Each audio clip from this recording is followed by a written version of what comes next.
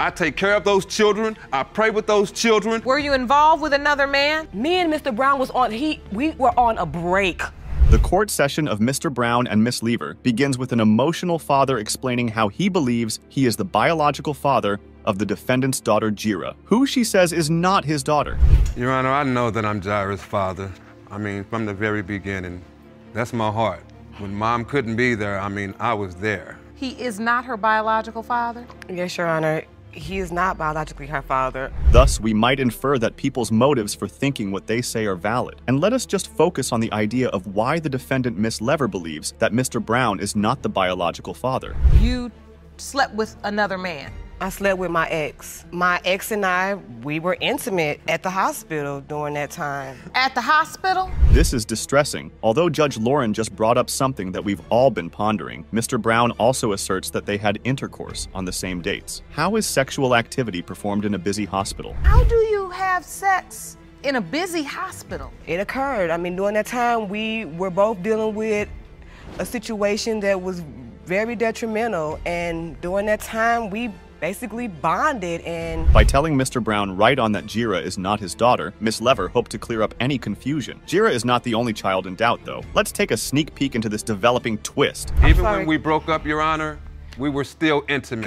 Mr. Brown, do you believe you are Genesis' biological father? No, I do not. Oh, you do not believe? No, I do not, Your Honor. Genesis was conceived, Your Honor.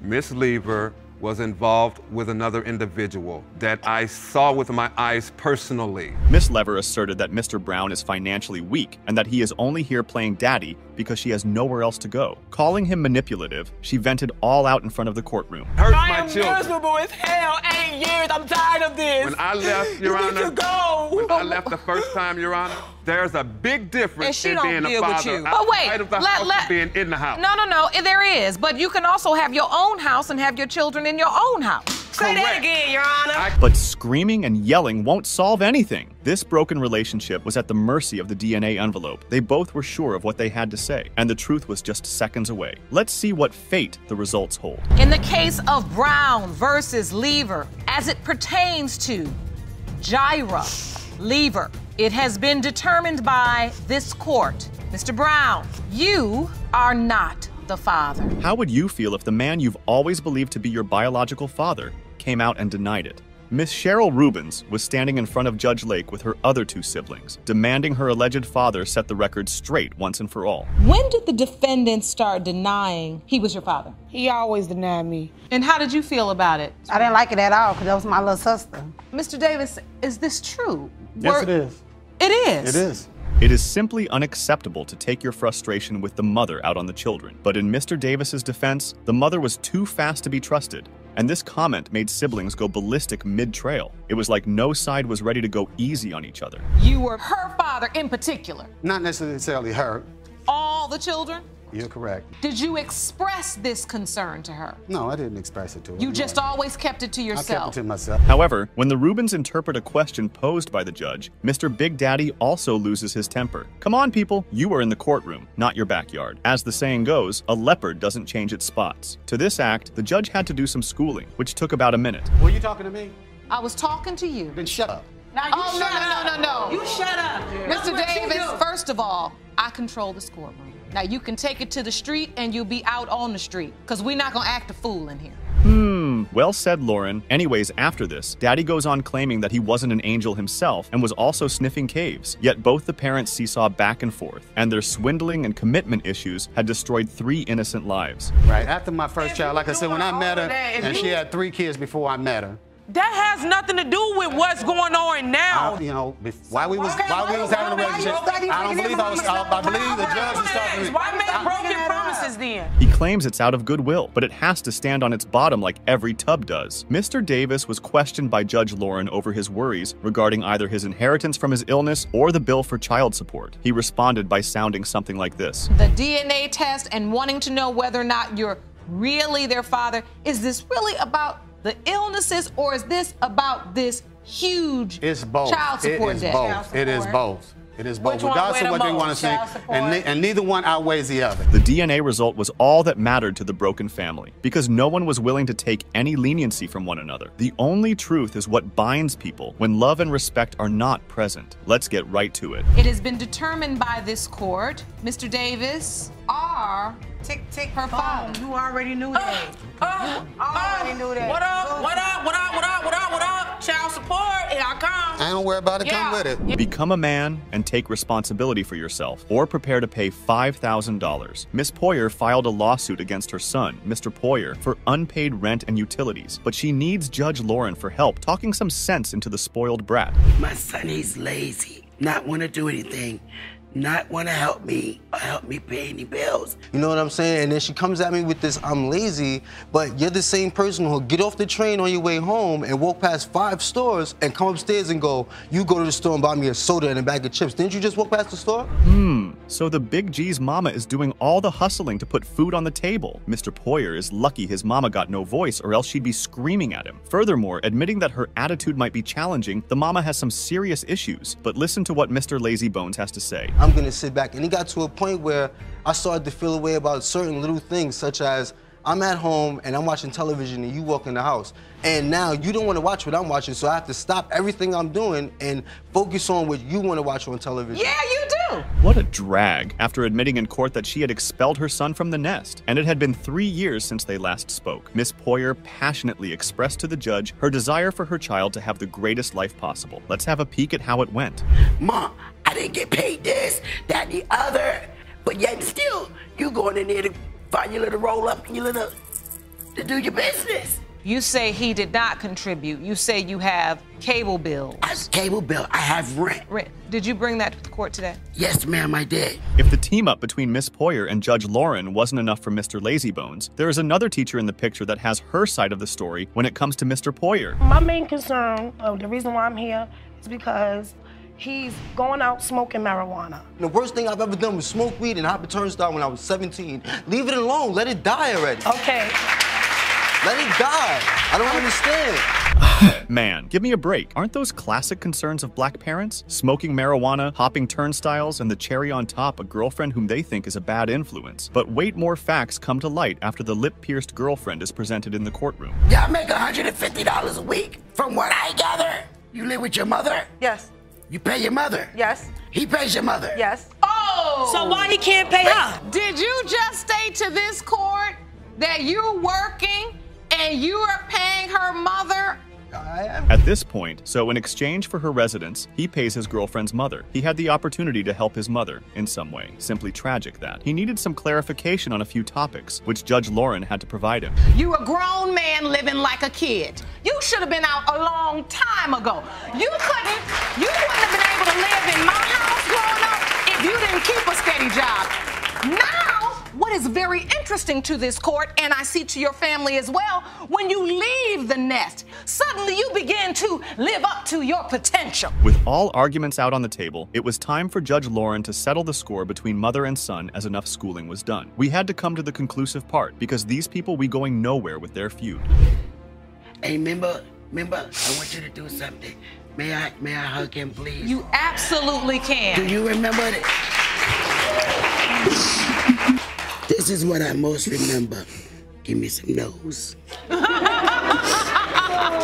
Miss Poyer, with that said, what is your decision? I'll let this one ride. I thought so. I'll do the honors for you. As the sole provider for her 2-year-old daughter, Ameri, Miss Hubbard comes to paternity court furious and seeks to prove the defendant, Mr. Watson, is the biological father. With good old reality TV drama, the trial begins on this note. So if you say he knew about her, has he been helping you? No, ma'am. No, he hasn't contributed to anything. He hasn't done anything for her. Nothing. You're doing this by yourself? Yes, ma'am. I'm taking care of my 5 children and my disabled mother by myself. Ms. Hubbard was so frustrated by the fact that she confessed to even making the defendant responsible for not showing empathy regarding the ongoing situation. However, she claimed that for 2 years, Mr. Watson didn't even attempt to provide for young America. She even sold his outfit for $100 to help with the child's expenses. Have you done anything for this child? No, ma'am, I haven't done anything for the child. You admit you've done nothing? Yes, ma'am. Why is that, sir? Because I don't think this is my baby. You don't? It is not my baby, because she lied. But your family had sex with Miss Hubbard, her family members. Right, but she Did you use protection? No, ma'am. Oh Oh boy. Nevertheless, why wasn't Mr. Watson focused? What caused all the uncertainties in his mind about the child? Apart from having to experience animosity from Miss Hubbard, he brought a calendar he had created with information on her pregnancy before the court. Here is how it all started. But you would have been about ready to have the baby. Yeah, that's what I'm saying. He's lying. I told him, when I knew for sure that I was pregnant in March, that's when I told him that I was pregnant. Did she say she was pregnant in March? She told me that she was pregnant. She was 3 months pregnant. I was like, oh, okay, so I know she probably be pregnant because we did have unprotected sex, so I rode with it. So now messing with the convincing dates is equivalent to messing with your child's future? Mr. Watson further justified the doubts by presenting the court with her diary in which Miss Provider has been collecting condom wrappers from her previous sexual encounters. Damn, that's nasty. I flipped to another page, it had a condom pack on it. And explaining the dude that she had sex with, how his sex was and everything. Okay, I flipped to another page, flipped to another, was another condom pack right there. So I'm like, on the diary? Right. Okay, let me flip through it. Oh, and some of the pages stuck together. I'm done with it. I ain't touching that ever, but never mind. Cutting to the chase, all of the other family members, Miss Hubbard said, are convinced it is his child, but he denies it. She also wants a DNA test to force him to step up and support his daughter. He keeping her away. He don't even want her around his other kids. He don't even claim her. Sometimes he claim her on Facebook, then he get mad, that ain't his baby, then he make a show about it. But that's his child. Your Honor, Now only one thing was left, to restore the trust between this couple. And yes, that's right, the DNA results. So why wait? Judge Lauren is efficient when it comes to calling the shots. Here is how it went. Mr. Watson, you are Amaria's father. Deadbeat. Like I told you. Nope. I'm sorry. In this paternity dilemma, Mr. Matlock came home from a trip to find his girlfriend pregnant, whereas Miss Monroe admits she invited her ex to stay over when he was away. Despite knowing this, Mr. Matlock forgave the woman, but since now there is a child in the mix, his love has changed. She moved her ex into our home. In a week? In 1 week, Your Honor. At what point do you find out that she's moved another man into the house? From her. Yeah, I told you. At least I was honest. Miss At least I was honest. In her defense, Miss Monroe claimed that while he was gone, she kept calling and Mr. Matlock never replied to her. Hence, she thought he's not coming back. Oh, God. That isn't how a relationship works, lady. So I'm gonna move somebody into the house. Sunday Who'd you move in? One of my exes. One of your exes. Now, you didn't decide just to date him. You decided to actually move him right on in. He wasn't. All right, and so I assume there was a sexual relationship going on at this time as well. Yes. Wait, what? She simply said that he never called, didn't she? This woman, however, contradicted herself. In addition, Mr. Plaintiff should clarify how he has known her since he was a little boy. Hence, he planned to forget everything and move on. But fate had stored some twists and turns for him. I get a phone call from my sister. What's up? You ain't May who you pregnant. pretended to be. Whoa, what you mean May pregnant? I just talked to her on the phone. I told you that. You didn't tell me that. You told me that after I talked to my sister and you told my sister that you were pregnant, that she was pregnant. I get back, we sit down, we have the discussion. I asked her point blank, am I the father of the child? Who's the baby daddy? Honest, right? She looked at me and I said, was honest. You're not the father. Real talk. Sounds really messy. Why hide the pregnancy, Miss Monroe? Anyways, she did confess to Mr. Matlock that it's his baby, but that's also another story. And Mr. Matlock is all in with his dates. It was the last week in August that we see here in green. And you claim that her ex was intimate with her during the beginning weeks of before August, which is indicated in yellow. And that's the month of conception. You don't move nobody in within a week. Either way, it wasn't a week, it was a month. It's easy to see through your visual that this could be. Well, amidst all the drama happening on deciding the paternity of the child, Mr. Matlock wasn't a deadbeat, and he kept on paying the child support. This was all happening while he was unsure, and the baby mama seems to not even appreciate that. I missed my court date and I was a father by default. I have evidence to prove that, Your Honor. The bottom line is when that court date came up, Mr. Matlock, you're saying you never got notice of when your court date was. So you didn't show you weren't there. I was at work. By default, I am the father. You were determined to be the father. I am the father. Whoa, becoming the father by default, and the mother acting all shady. Well, it was time for Judge Lauren to commence the action, set things straight manually, so she pulled the curtain on the mystery by calling in for results. When it comes to 5-year-old Kenya Monroe, Mr. Matlock, you are not. I knew it. Go find your baby daddy. Put somebody else on child support. I want my money back. I told you I wasn't the father of that child. First up in this paternity run, we got a mother and godmother fighting over the affection of a young woman, but the irony is that daddy is missing out on the picture, and when that happens, you know where to head to. Let's start this psycho ride on this somber note. And I only had two moms in my life, my godmother and my mom, and my mom had introduced me to a gentleman, and I just did not feel in my heart that he was my father. Miss Frazzuni was given the name of a father, but the guy turned out to be not. The good thing was, she never felt any connection with that guy. After that episode, the plaintiff was told about Mr. Bomar, who was in the court to be tested. So you feel it's completely different than when you met the gentleman your mother introduced you to? Right. And that's pretty much how I've always felt ever since I met him. And your godmother, who's here with you today, she believes he is your father. After listening to Miss Frazzuni, the judge called up the co-plaintiff, who told the court about how she herself was intimate with the defendant, and both created a false story to sell to Miss Bailey's daughter. Well, the defendant didn't like this narrative and responded like this. For that, 30 years ago, why did she just bring it up last year? Is there a reason why you just brought it up? To stick another dagger in my back against my daughter. As far as stories people have told her, that's just what they were. Miss Bailey testified to the court that there was no way that Mr. Bomar could be her daughter's father, as she was intimate with multiple people at the time, including her friend at the time, and she blamed Miss Hallams for the reckless choices she made. I was 21 years old. Maxine was 30. No, I wasn't. 29, however old. I was she was older. I was 27. She was way older, and I just let her lead me. Wait a minute. She further pleaded that her daughter was being manipulated into thinking that Mr. Boomer was the father by her own friend. Miss Frazzoni, on the other hand, was not ready to believe a word coming from her mother and wanted the alleged father to be tested. Factual evidence. And I understand that. Because of my past lifestyle, there is reason to doubt. The next judge asked Maxon to vouch for Bomar, and this ticked the mama at the podium really hard. She totally blew off in the court, blaming her ex over for poisoning her daughter like this. But the meddling and the trying to compete and the remembering for my daughter's love, this is my child.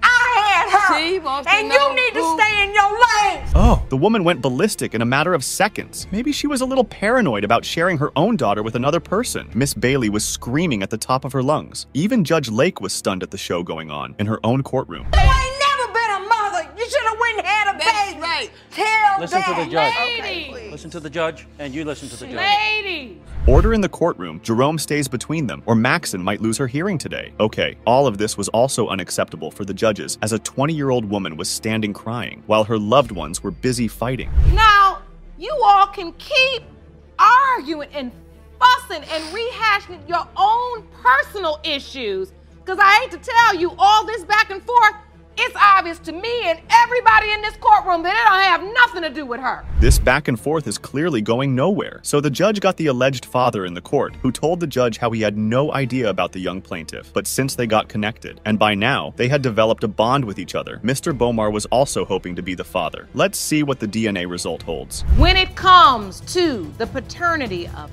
31-year-old Maxina Franzoni, Mr. Bomar, you are not her father.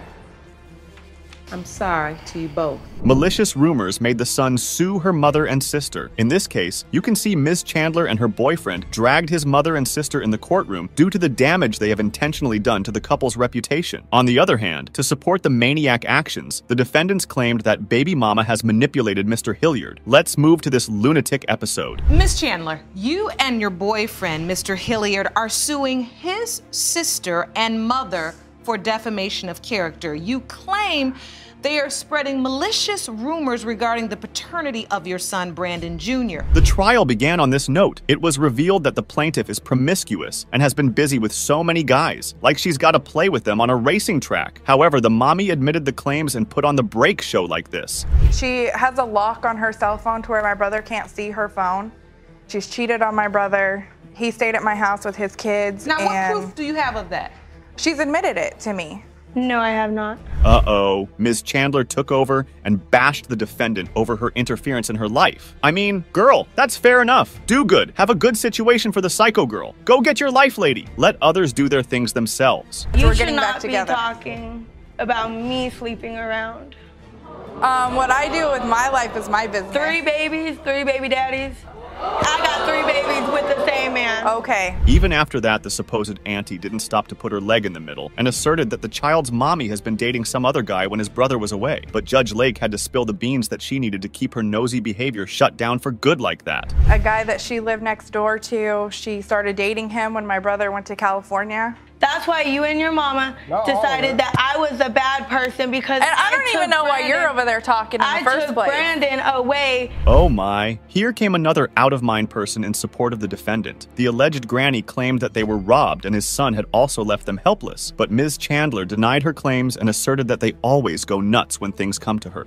So it seems she has brought just more drama to this testimony instead of a sense like this. You're the one that told me whenever I don't need a family, I have a family. That's right. Yeah. Because you turned your back on me, attacking me, coming to my house, trying to like take then my why don't you stepson. keep that tater trap of yours shut? Despite these accusations, it was revealed that Ms. Hilliard had said crap about babies and claimed that Ms. Chandler's babies can never be her grandchildren, even if the DNA test determines that they are. Oh, so why is she holding up crazy grudges against baby mama? Or they both have gone crazy for real? Hey, punk! You told me they can never be a part of you, even if this test comes back that it's your grandson, right? I never said that. You and Gina. Gina. Yeah. No, I told you that. Up next, the plaintiff told the court that the defendant's never-ending and lots of drama has split the family apart. And yeah, I have to say that too. No one can tolerate that much torture. When are you together? You do it.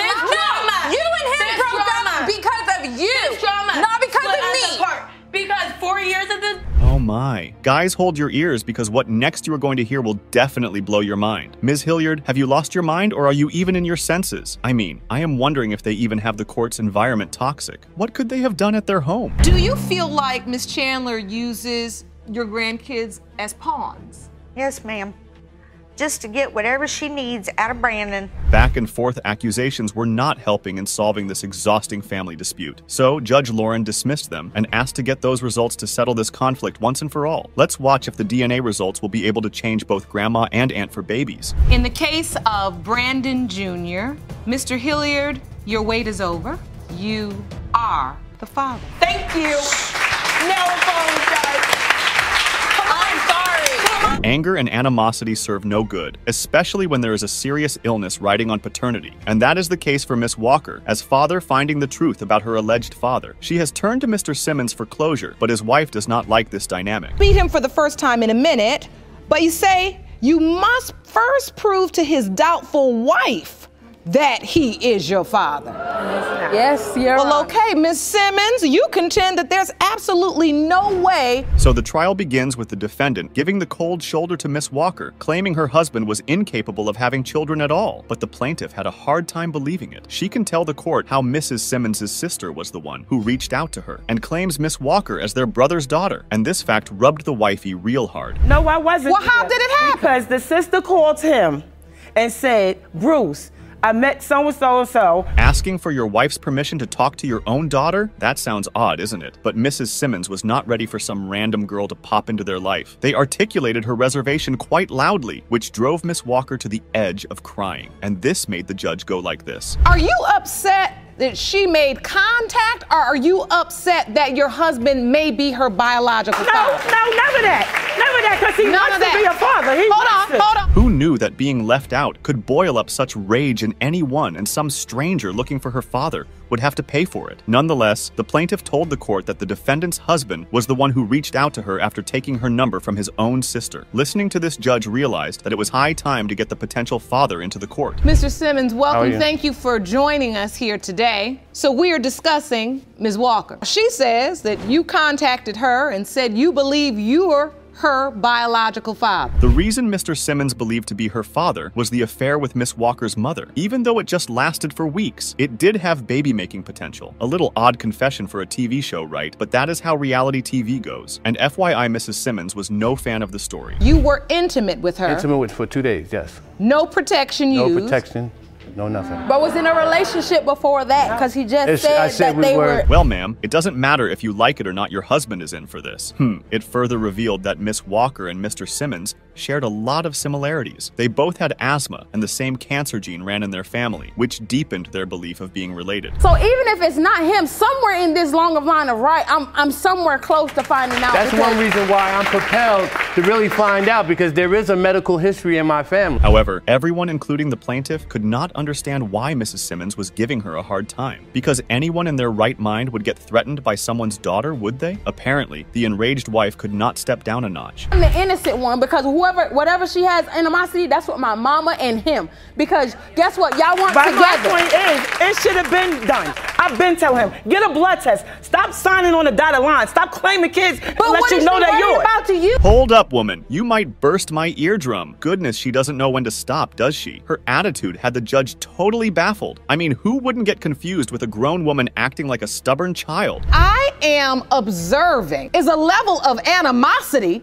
Jerome, that we see with two women that are involved in the same man sexually, not involved with the same man because he's your husband. She can't take that away. Oh, boggy Mrs. Simmons even had the judge all rushed up. All of her corners were just to compete with Pleiades, and she had no care about her suffering from illness or finding the roots. Mrs. Walker's only hope of closure is that envelope. It has been determined by this court, Mr. Bruce Simmons, you are not her father.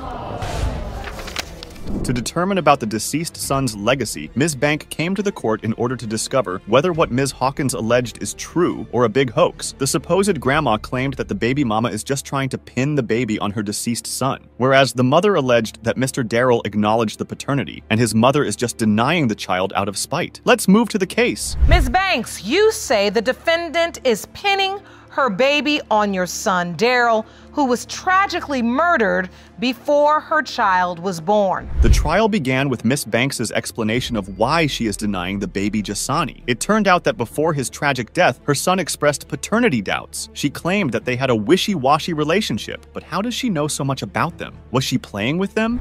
We're really close. We talked all the time, every day. Jada met my son on Facebook, and she came and moved in with him the same day that she met him. They were dating and they were off and on. They kept breaking up. Next up, Mommy testified, and while giving the relationship recap, she stated the whole opposite story. It slipped out that the potential baby dad acknowledged the paternity, and they had goo-goo eyes for each other that made her certain that Mr. Darrell is the father like that. And I had a strong relationship. We were on and off. I loved him very much. He loved me very much. When I told him I was pregnant, he wanted me to keep it. We got back together and we started working on it. As the trial proceeded, it turned out that grandmother thinks that Ms. Hawkins is the reason behind all of her devastating loss because she was the last person who was with his son before his terrible death. Oh, come on, ladies. What are you holding on to each other? Watch how things went off with this testimony. Correction, I was not the last person to see him. The people that did that was the last people to see him. You're right. She feels like I'm the reason her son is dead. That's how she feels. You're really the reason your son is dead. I'm not the reason he's dead. The frustrated plaintiff revealed that the defendant didn't even name her son after Mr. Darrell, and it is causing doubts regarding the baby's paternity, whereas baby mommy explained the whole part of her side that led to heated up the situation like this, and there's nothing that could stop Granny and Mommy. Darrell told me out his own mouth, he don't want his son. I said, if it's a boy, do you want him named after you? I don't like my name. Give my son his own name. That's what I did. But not only that, my son's whole name is Jasani Darrell Ray Daniel. Over and over, things were getting more intense. What Ms. Hawkins claimed next will blow your mind. It looked like the plaintiff, whatever the plaintiff was doing, was due to the biggest loss she had to face. But why threaten anyone? Well, that's what psychopaths do. Darrell had just passed. She was going through a lot, calling me, picking fights with me, threatening me. I don't know you, and I'm going to jump on a plane to come move with you. I was threatening you? No. For what? You threatened me to this day. Even so, those intense claims, the plaintiff didn't take a seat. She started a wrangle in the courtroom, and Judge Lake had to hop up into a squabble to cut them off. Yes, ladies, please stop. Don't start over and over again like that. Yes, be in a new environment. She should have just said that. Well, yeah, but at all that mouth she got. That's a lot of pressure. She got I had a lot of pressure on me at that time. She wasn't scared. She lied. Look at all that mouth she got. Where you see scared at it? Well, I wasn't gonna say she was scared. However, during their non-stop arguments, it was revealed that the baby mama filed for child support when his son passed away. But baby mama turned the whole show with her logical explanation like this. If a mother goes down to welfare and file for welfare and get on assistance, the father automatically goes on child support. I explained to them that Daryl passed away. They said, give us his social, we're gonna run it anyway and find his death certificate. Where could you? Alas, feeling sad for both the plaintiff and the defendant, their ongoing further fuels the whole situation instead of helping to resolve the case. But it was quite evident that they both need to know the results vehemently for baby and his late daddy. So let's go, get those results and see if they will help Granny find some peace or not. It has been determined by this court the percentage of relatedness between Miss LaWinda Banks and Jasani Daniel is 99.99%. You are related. Miss MacArthur had been irrevocably in love with the defendant. Sadly, their love and relationship reached a point where it could either break it or make it. Moreover, the plaintiff was also pregnant, and that fact didn't help either. Ms. MacArthur, you claim you've recently learned the man you are in love with could possibly be your biological brother. Yes, Your Honor. Oh, this was going to be one fascinating case, albeit a little mortifying, but fascinating nonetheless. Oh yeah. Initially, the loving couple had no idea they could be related and had a normal start to the relationship. But the family reunion had some revelations for them. Because I know some of my family on my dad's side. But I don't I know was him like looking that. shocked, but I've met him like, you know what I'm saying, like once or twice in my life. Weren't shocked. So Because I didn't know that he knew any of the family members. I was thinking that he probably met them through our friend that we have in common. Now the million-dollar question was, what made these guys related? Was it a shared mother or a father? Mr. Veals didn't grow up with a father figure. Too bad. But the soon-to-be baby mama did. What she disclosed about her father, ding, ding, ding, ended up ringing a bell in the guy's head. But I never seen Jeremiah because all of our cousins, like my uncles and my aunts, they would come get us for the summer to go to my grandma and spend time with my grandmother, and all the cousins and nieces and nephews would be there, and he was never there. Next up was the story of what took place at that family reunion. Having recognized similar cousins wasn't enough. Miss MacArthur's auntie had something to share with her as soon as these guys pulled up at the venue. And so the crumbling began. You said they were looking at you funny in your face, meaning you knew as soon as you walked in, they were giving you a side eye. Right. Something wasn't right. Right. And she showed me that picture that she has there and said that, Who knew a family reunion would turn into a horror story for these guys? After the shocking truth bomb, these guys were told to keep a distance from each other. Obviously. I mean, who wouldn't? Alas, if only they had listened. we did for a while, we tried to, but our feelings was too strong for each other. Didn't drop Like, it in. we had, when I say a slip up, we had sex 2 more times prior to that, after that. And now you're pregnant. Yes. Soon-to-be baby daddy came prepared with a witness, and he was his brother. Though as soon as he started testifying, it was clear he didn't seem to be a fan of Miss MacArthur. Oh, this just kept getting more complicated and more. Ridiculous story how she claimed she didn't know or she had no idea when she first met him, but she's told him before how her sister let her know that she could have a brother with the name Jay. Well, the brother had a lot to say for sure. And those were some serious allegations, which quite frankly didn't make much sense. Like, what was the meaning of it? Thank goodness for the judge, because she was on the same page as us and set the dude right. But how would I know? How would I know that related, if he period. just came from a whole nother state? Would a beautiful young woman like Ms. MacArthur decide in her mind that, you know what, I'm gonna go up here and I'm gonna get with this guy that might be my brother? That don't make any sense. A lot was truly at stake for this couple in love. A baby who wasn't even born yet would either end up having a great life with 2 loving parents or a life full of horrors. The moment of truth was here. In the case of MacArthur versus Veals, when it comes to the DNA results for Katrina MacArthur and Jeremiah Veals, you are not brother and sister. This baby daddy was pretty positive that he was the father of little Javier. The only hurdle was the defendant. She was certain that Mr. Kendricks wasn't her guy. However, she had other ulterior motives behind denying paternity. You claim she is denying paternity only because she wants to be with another man and needs him to be the father. Is that correct? Yes, Your Honor. Ms. Saavedra, you admit you allowed 2 men into your bed at the same time? So how did this sordid love affair begin? As it turned out, Miss Saavedra knew the potential baby daddy through her roommate. Seems okay so far, right? The question was, in what capacity was the said roommate involved with the plaintiff? Watch for yourselves. Met each other through, he was dating a roommate of mine. He came over one day, we did end up hitting it off and we was cool. Ended up having sex. We decided to include Greg in our mix and try and spice things up.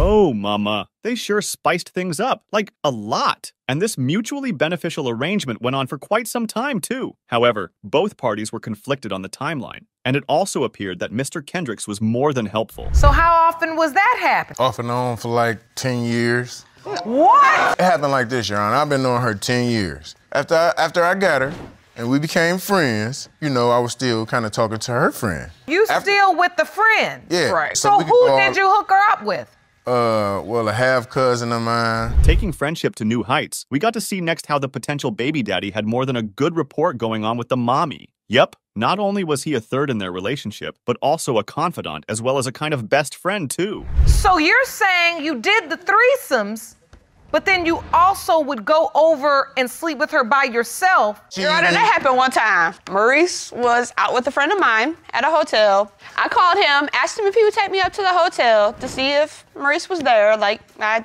had a feeling that he was. Sure enough, his car was there. We ended up going back to the house. Oh man, the plaintiff was having all kinds of fun with the baby mama. What in the world was that? He had his fun in threesomes, but also had a separate thing going on with the defendant as well. Though I gotta hand it to him, he was a little respectful towards the cousin at least. We was having intercourse. He ended up messaging me about 15 minutes later and said, I'm on my way. Yeah. I looked at my phone, seen the message. Greg immediately jumped up, didn't even finish, you know, we was interrupted. And he ran out the house. He ain't even have clothes on. He didn't finish. Because I want to be That's smooth, Your my Honor. I want to be thing saying- smooth about mine, you know, even though There's no way he could be the father. That was a lot of information to get in so little time. Buckle up for some more now. The whole fun concluded with the pregnancy. Did that shock you? Nope! We saw it a mile away. Now that the cat was out of the bag, the reactions followed. Telling you when I see you, dog, it's on, man. You got me over here taking care of your babies, cuz between both of the babies, like before her first baby was born, that's when the threesome started. Oh, so you have an older child with the cousin. Miss Saavedra was a busy bee on the weekends, apparently, as they were filled with all sorts of extracurricular activities. Wow! Where does one get the energy to pull this off? Judge Lake finally asked the question we all were thinking of. Oh, yeah. So, Miss Saavedra, I just have to stop. Unfortunately, I understand why Mr. Kendricks would probably enjoy it, because men can just be nasty like that. Yeah, she want both her kids to have the same father, but... About time, the infamous cousin Maurice came out to play. Unfortunately, he couldn't come to the court for these marvelous proceedings, but he did have something to share about this good old arrangement and the result of it. Shortly after she comes up pregnant, I found out that they had been having sex behind my back for years. Since the dirty mess has come to light, I don't think her son is mine. He looks like Greg. It was noble of Mr. Kendricks to be willing to step up as a father of little Mariah. But this bunch was one questionable lot with questionable activities. On the bright side, though, Ms. Saavedra finally ended up with an epiphany. Way to go, woman. What are you really feeling inside? I wanted everything from Mariah. I wanted her to grow up with a mother, wanted her to grow up with a father. So, with that being said, I was willing to give Maurice whatever he wanted. I didn't want all that after that. Well, this was all fun and games till the consequences of their actions came and bit them in the back. While it was all casual for them and they laughed, guess who wasn't laughing? Baby Mariah! Let's see what the fate of that baby girl. It has been determined by this court. Mr. Pitchford Kendricks, you are not the father. 2 guys and 1 possible father. A regular feature at the paternity court. Ms. Alston believed one guy was her father till she was 15 years old, but soon she learned that wasn't the case. Yep, her whole world changed when she got to know about the defendant, and now she was in need of some answers. To the defendant, Mr. Holmes, whom you first met at the age of 15, that you are his biological daughter. Yes, Your Honor. Mr. Holmes, you say there's no way. You say her biological father is David Alston. Next up, we got to hear the testimony of the defendant. Apparently, he remembered Ms. Cortez, the plaintiff's mother, in a different manner than she did. And this was exactly the reason he was so sure he didn't father the daughter being pinned on him. A couple days later, I asked her to come back, and we had sex again, so it was kind of like a booty call. Yeah, I didn't know nothing about her until 15 years later. So I kind of felt that she wasn't mine because I didn't even know that she existed. It seemed Mr. Alston was only a father just in theory. He was listed on the birth certificate, but the plaintiff hadn't been too happy with the role of father he played in her life. And following that train of thought, the defendant had something to add as well. Mr. Alston abandoned you. Did you try to have a relationship with him and he rejected you? How did he abandon you? I tried to have a relationship with him and spend time with him. He wouldn't have time for me. Mr. Holmes brought a witness forward to back him up, and the said witness ended up being his mother. She had some things to enlighten us. While the alleged baby daddy adamantly denied being the father of the plaintiff, the grandma had a strong maternal feeling otherwise. Because it's feeling inside of me that when Lori brought her to me and say, Miss Jenny, this is your granddaughter. I said, you sure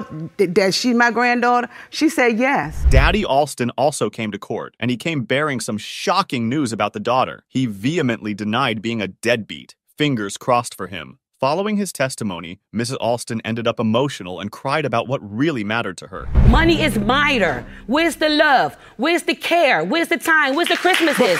That's what we're here for. That's what we're here for. We're not here about money. We're talking about 15 years, though. We're talking about actually 16 years. After 16 years, you said you had another father. Uh-oh. By the looks of it, Mr. Alston went through a wild ride of truth that day in the court. While the daughter found out 15 years ago he wasn't her real father, the certified daddy dearest wasn't that lucky. He was made aware of this fact much later on.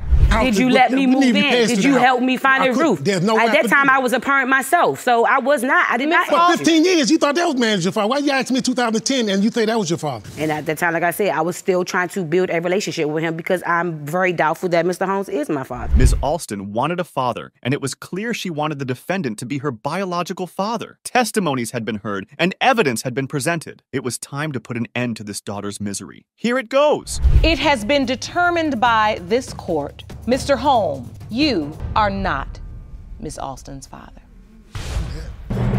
Mr. Alston, you are not Miss Alston's father. Why is she broken home? Deadbeat daddy. All the right ingredients for a rough childhood. That's exactly what happened to Miss Wisniewski. She was dissatisfied with her parents' behavior and believed her father wasn't her biological father. Let's get some answers for her, shall we? That Mr. Wisniewski, who is joining us today from his hometown, is your biological father. You claim you've waited 25 years to get that answer and will finally learn the truth today. It seemed the daughter was pretty much done with the antics of her parents. She was upfront about what she thought about both of them, and it most certainly wasn't a pretty picture that she painted. That has got to hurt. My mother was a whore when she was with my dad, and she slept around, and that's the reason why my mom and my so-called father had broken up. And I want to know who my dad is, because I don't know who. Next up, we got to hear what the parents had to say to state their case. It must have been painful to hear such colorful words coming out of their daughter's mouth. Furthermore, the former married couple didn't seem to be too fond of each other as well. I made mistakes, and yes, I did have an affair, but he also had affairs. You know, I don't mind people buying drinks for ladies in bars free and stuff like that anyway, because that's what they do. Bottom line being is that she's an alcoholic. Things started heating up, and I, for one, predict a lot of drama in the future. Yep, Ms. Cortez denied the allegations of husband, but not everything. Oh yes, some truth was in there, and we are going to find out. Specifically what happened was on the way home from work one night, we were having an argument, and he threw me out of the car. It was late at night. Wait a minute, you're supposed to be and Christian. You should be lying. I had somebody pick me up because they saw me crying and very upset. Couples in the Wisniewski paradise soon turned to a divorce. I'm guessing the love had run its due course in their lives, and they put an end to it. Good for them. However, the husband had something else in mind along with the divorce. When you filed for for divorce, ultimately, your statement to the court says that you asked for a DNA test, right? That is correct. And don't lie on this, Sharon. You know it. You know it. I don't 100%. recall that, Your Honor. Yes, I don't you do. recall. In all that husband and wife drama, an important thing got missed. They were all there for the plaintiff to state her case, and when she got steamrolled by her parents, she let them have a piece of her mind. You go, girl. Let them have it. The pressure cooker finally burst. You messed up on my life. You can't even come around and be a grandfather. You're almost 50 years old. Even if you thought you had an obligation, you thought you had an obligation to be my dad back when you were married with my mother. Moving on, a valid question was raised by Miss Wisniewski concerning her father. He abandoned her long ago, and not a peep had been heard from him since then. Why? That was the definition of a deadbeat dad, but Mr. Jim wasn't having it. Okay, I did follow through with visitations. I did go ahead and I met. The thing is that when I left, her mother would always change her phone number for one. The other thing is that I'm not here to be played with. She knows that I am not the father. Even though that man had definitely not come out as the father of the year, he did end up sharing some things that hinted he might have some love for the plaintiff after all. So hope was still there, I guess. Not so bright, but at least a little. Is that Christina was a very beautiful baby, extravagant baby. She was so extravagant, I would put her in baby contests. You love this child. You put her in baby contest. She's your beautiful baby girl. And then all of a sudden you disappear on her. And that's what her sadness, her frustration. Just when you thought the dude was not all bad, and boom! Mr. Jim went and had the audacity to say that about the plaintiff. Seriously, that girl could be your daughter, man. It was the lowest of the blows. Their own house paid for. They got but Mr. Wisniewski, your father's not even around. He's dead. You really believe this girl is standing here in tears over a motorboat that your mama owns? Why the heck would I want a motorhome? I don't even have my license. That doesn't even make any sense. Because they're over there and they're hounding them because they live a lot closer than I do. Ms. Wisniewski had been on one heck of an emotional roller coaster. Her parents disappointed her greatly, and this paternity doubt had nagged this family for quite a long time now. Time for some real answers now. Oh, how I hope that guy does turn out to be the father. Of Christina Wisniewski. Mr. Wisniewski, you are her father. So, what now? What are you gonna do now? Are you gonna come over for Christmas and, try to play makeup or what, Ms. Nelson here was in grave despair. For a long time, she believed one man to be her father, but her birth certificate told another story. And then, a Facebook message led her down another different path. The defendant aimed to resolve some of the mysteries surrounding the plaintiff. Ms. Nelson, you say you grew up believing one man was your father, yet had another man listed on your birth certificate. Yes, Your Honor. Then, after you turned 30 years old, a third man, the defendant, suddenly contacted you on Facebook claiming he was your father. Yes, Your Honor. This woman here was having curveballs thrown at her left and right. Plaintiff was led to believe her father was someone who was incarcerated, and she had weekend visitations. But bam! A few days in New York changed her whole outlook of life. My mother took me to visit him weekend after weekend, week after week, and this is the man I grew up knowing. I never knew who he was. I just knew that this man was my dad, and I felt like my mom should have told me that this man was my father, even though he was in and out of prison. I was hurt. Now that two possible fathers were in the picture, you would think, okay, not so bad yet. We just have to figure out amongst these two guys who was the real deal, right? Nope, that didn't happen, because Destiny had another shocking revelation in store for Ms. Nelson. What were you thinking when you get this message? Your Honor, honestly, I didn't even know what to think, because it was like It's like it's just coming out of nowhere. Absolutely. It was outrageous to me that I had got this message with all these different men. Two Christophers were in the plaintiff's life who claimed to have fathered her. Now that was a real head-scratcher. About time, the defendant revealed what information he possessed to untie this knot of paternity concerning the said daughter. I put that message on Facebook. The reason being, I had problems with other people in my life, so I didn't want to use my real full name. So I made up a Facebook page of Christopher Lancaster. Well, some of the confusion was sorted, at least, though still a long way to go. Moving on, Mr. Sterling was more than forthcoming on telling the court how his budding love came to be with the plaintiff's mother. The daughter sure was mortified listening to it. We met in high school. We had sex every day during the summer, every day. I got on punishment for everything, and I'm the guy. I was on punishment for 2 weeks. You should have been. I bet you didn't see what came next. Miss Nelson had 3 possible fathers. We know that by now. One was in prison, one was on the birth certificate, and the last one standing in the court. Guess who the man on the birth certificate was? And then you say you were at the hospital. Because, ma'am, I am Vincent Preston Nelson. Yes, I am. You are Vincent Preston Nelson. Yes, ma'am, and I have evidence to prove to you right now today. Shock after shock after shock, man. For real. This case truly was a thriller in the making with all the right mystery. Now that Mr. Sterling was in fact Mr. Vincent, it's only fair we gotta know how this came to be. This is you on this yes, ID card. When I met my father when I was 17, he said, "We changing your name to Christopher Sterling Jr." I said, "Of course." You took your father's name. Yes, ma'am. Next up, we got to see the emotional side of the defendant. It was an awe-worthy moment. He so clearly wanted to be the father to our plaintiff here, yet she had a pre-established bond with the other man already. I look like him. I don't look like this man right here. And you just believe in your heart that's your daughter. Yes, Your Honor. And all these years you've been hurting, just missing her. Yes, Your Honor.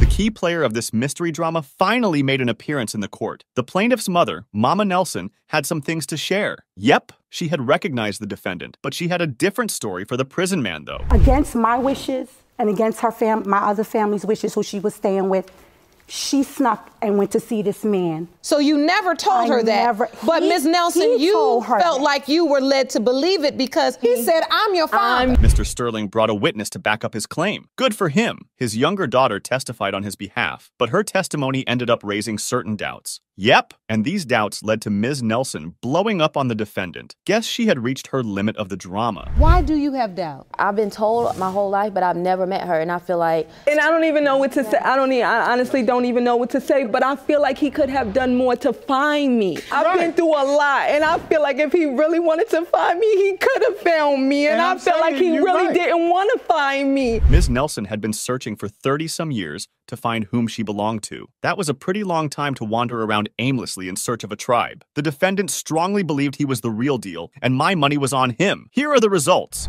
It has been determined by this court, Mr. Sterling, you are her father.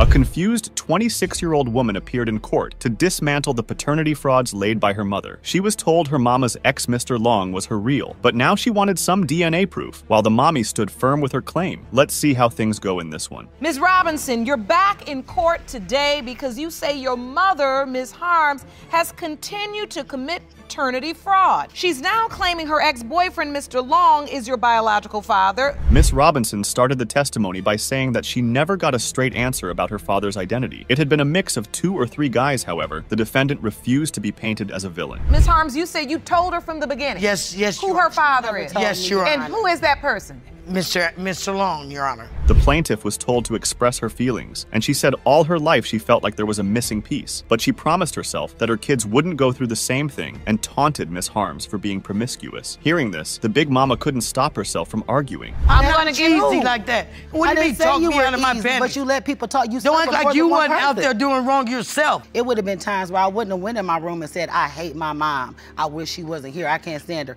If I had a father to run to. Miss Robinson continued that she was a famous athlete in her student era. She was a big deal, but at home still, she was alone and depressed. Oh, it sounds like a celebrity story, but all the pain is real. Then the judge asked the defendant to respond to her feelings. The fact that she sits there and lies.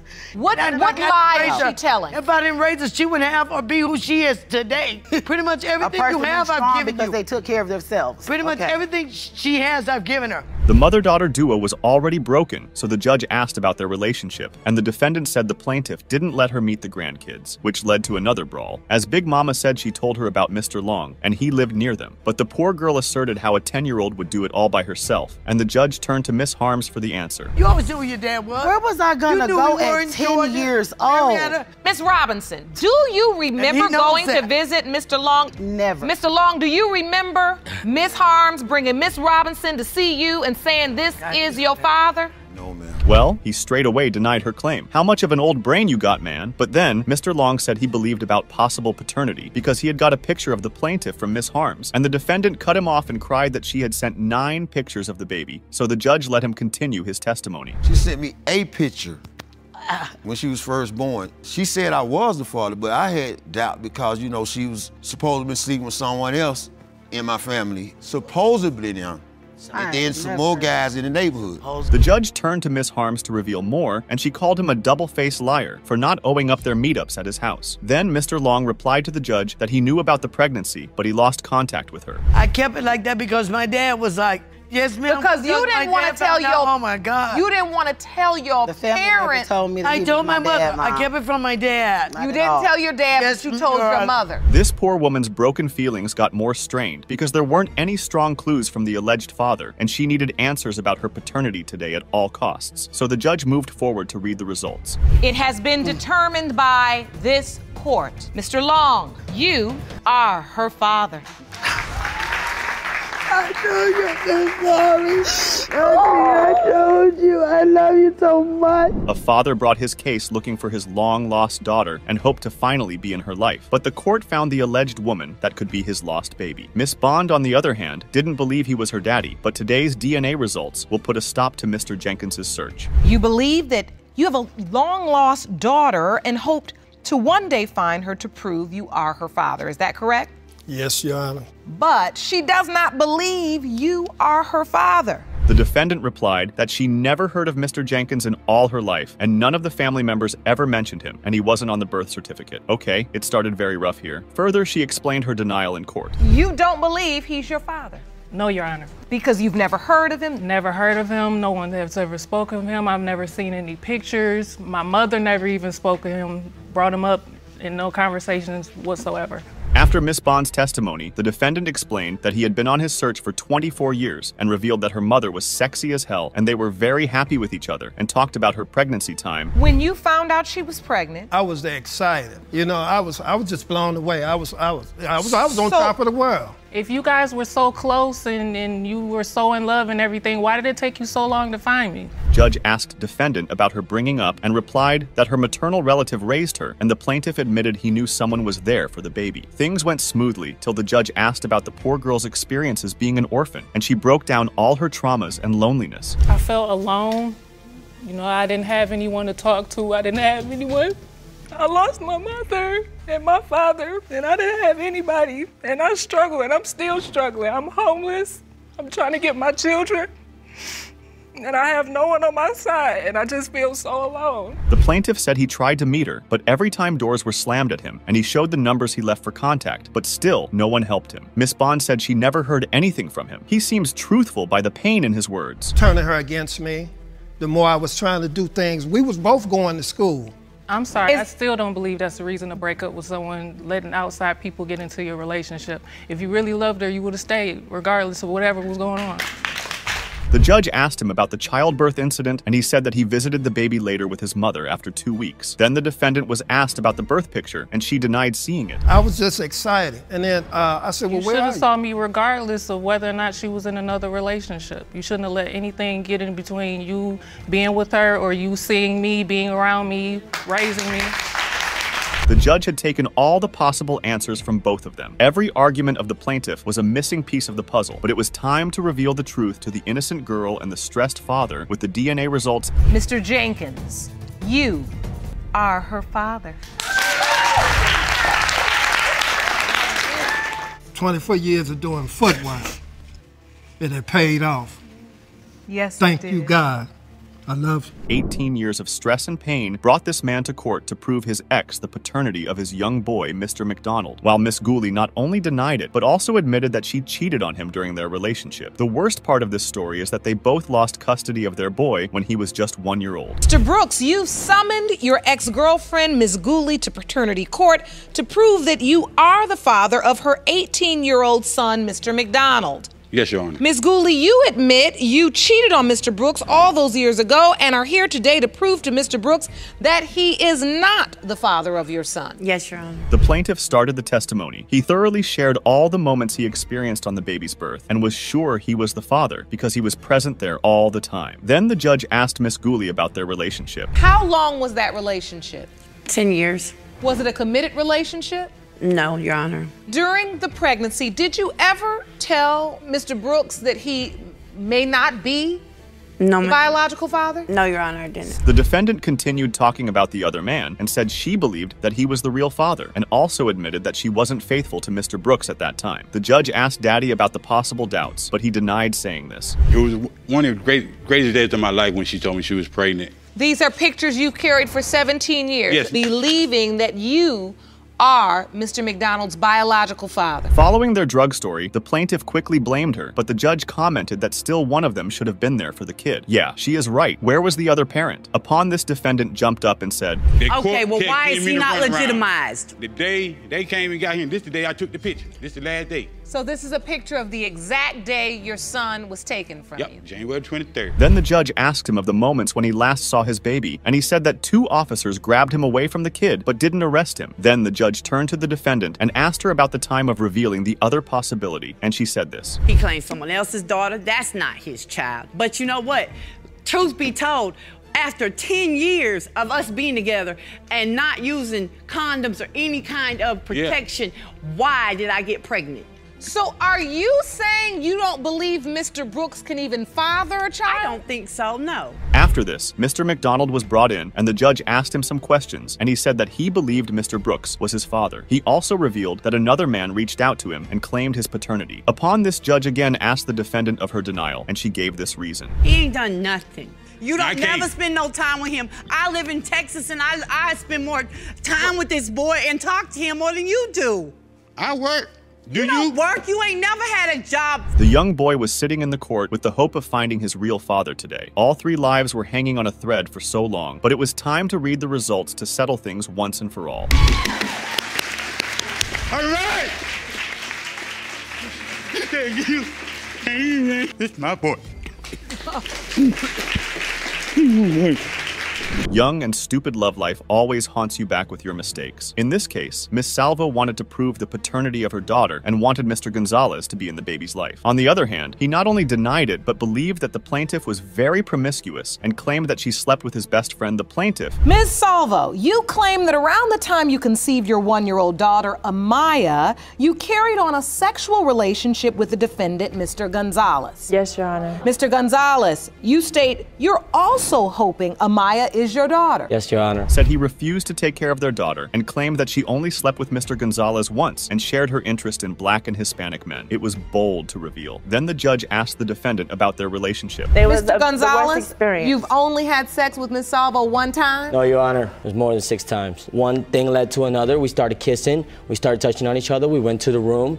We had sex. I was thirsty. Did you use protection? No, ma'am. When I opened the fridge, I was naked. Her mom saw me. Her mom was like, wow. You were naked in her kitchen and she said, wow. Yes, ma'am. That's a wild moment, but in your mom's house. After his statement, the plaintiff claimed that he lied about the number and admitted that she also was sleeping with her ex-boyfriend around the same time. Baby mama also shared that her daughter didn't resemble the ex, but with the defendant, and she proved it. So you believe this is the reason why she's ultimately his biological child? Yes, ma'am. If I had a picture of my current ex-boyfriend's kids, they have no type of resemblance. She looks nothing. Did you test your ex at all? I did test him. Oh, you did? Yeah. Okay, and what happened? He's not the father. If the possibility had got cleared, then why was Mr. Gonzalez still in doubt? Well, it was just one fragment of the case, but the judge asked the defendant more about the doubts, and he didn't stop but had something else to entertain us. I took my best friend over there to her house. 5 days later, he tells me, I'm sorry, Julio, but I gotta show you something. I'm like, what you mean you gotta show me something? He showed me naked pictures of Ashley like this. Really? Yes, ma'am. So Mr. Gonzalez, was your friend claiming he had a sexual relationship with Miss Salvo? Yes, Your Honor. It's freaky embarrassing to find this out from your friend. Hearing the story, the plaintiff quickly denied it and called him delusional. Judge again asked about his doubts, and he shared the sneaky actions of Miss Salvo. Why did you feel like you were getting she went played? to meet up with a guy. And you know that for a fact? Yes, ma'am. How do you know that for a fact? Because it came out. It came out that night. Her mom and the guy. He told me that he dropped her off in the motorcycle at the mall. Then the plaintiff defended herself, saying she didn't want to ruin her friendship with him, and shared that her ex had helped her financially during pregnancy. Miss Salvo further said she acted dumb at that age, and the defendant brought another doubted moment. Like he want to fight me or something. I asked, Ashley, why that guy so mad at me? Why he looked like he want to fight me? Oh, because he wanted to be the baby daddy, but I tell him you're the baby daddy. Your Honor, that boy's been obsessed with me since elementary school. I've been with him since elementary school. He said he wanted a kid by me. You've been with him since elementary? No, not with. No. Okay. No. He was just a friend, but nothing sexual has ever occurred. It feels like she is not lying about that psycho. What do you think? After this, the judge asked the plaintiff about raising the kid, and she shared that her fiancé had been helping her, and the defendant cut her off and bragged about his responsibilities. Excuse me, Your Honor. When that baby was born, got her formula, diapers, baby carrier, crate, everything. I don't even think that, I think they found it on the corner of the road. I don't think she purchased it. I'm not quite sure. My fiance is one who keeps buying her diapers. I don't never return anything from my daughter because, one, I struggle enough as it is. Didn't need to know much after crib or cradle confusion, but still, she exposed him there. After the plaintiff's statement, the judge brought in her fiance, the real dad, to ask him about the baby's duties. I want Maya to be my daughter. You do? Yeah. I don't want her. It's not her fault she's here in this world. She used to eat in my house. My mom used to get her stuff. My mom would feed her. My mom would get her everything. One day, because my mom didn't want to pay her phone bill, she started talking junk to my mom. After lots of freaky and accusing statements, the judge was ready to call for results to reveal the paternity of the innocent baby. Moreover, she was relieved that both men on the podium will give their love to the baby, so the DNA test was read. You are not the father. Excuse me, Your Honor. Can I still come around and see Amaya and help her out if I can? Because for a year and 4 or 5 months, she's been my daughter and she's still gonna be my daughter. He's asking if he could possibly remain in her life. Please.